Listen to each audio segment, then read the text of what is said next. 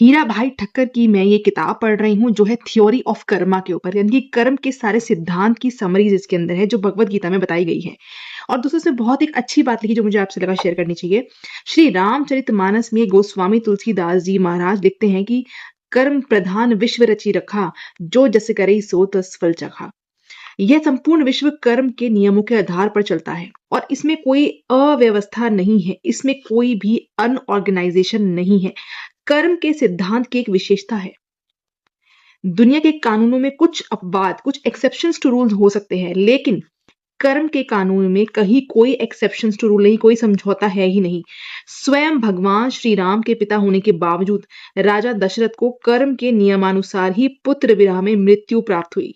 इसमें स्वयं भगवान श्री राम भी यह नहीं कह सके कि राजा दशरथ मेरे पिता होने के कारण मैं नियम में समझौता करके अपवाद स्वरूप उन्हें 14 वर्ष का एक्सटेंशन दूंगा।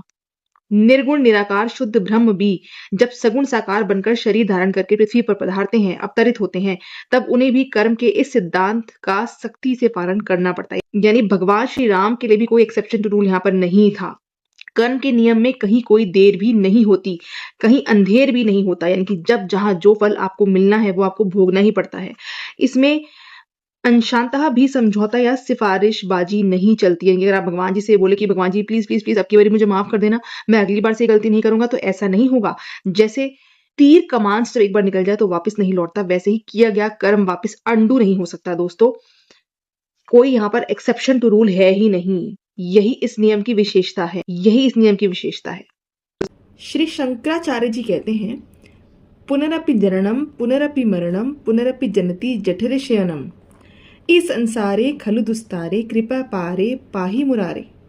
जीव अनेक योनियों में भटकता है, नए नए क्रियामान कर्म करता है।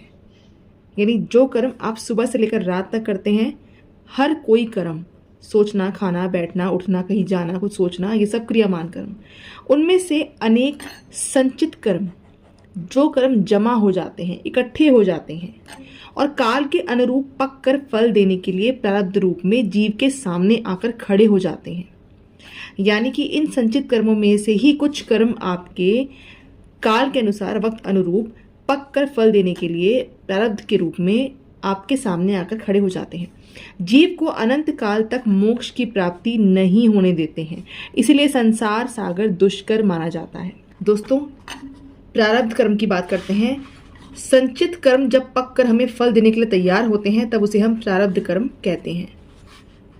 अनेक जन्मों के संचित कर्म के करोड़ों हिमालय जितने ढेर जीव के पीछे पड़े हुए हैं। यानी कि जितने भी आपके संचित कर्म हैं, जब तक ये पक कर आपको फल नहीं दे देंगे प्रारब्ध के रूप में, ये आपके पीछे ही पड़े रहेंगे।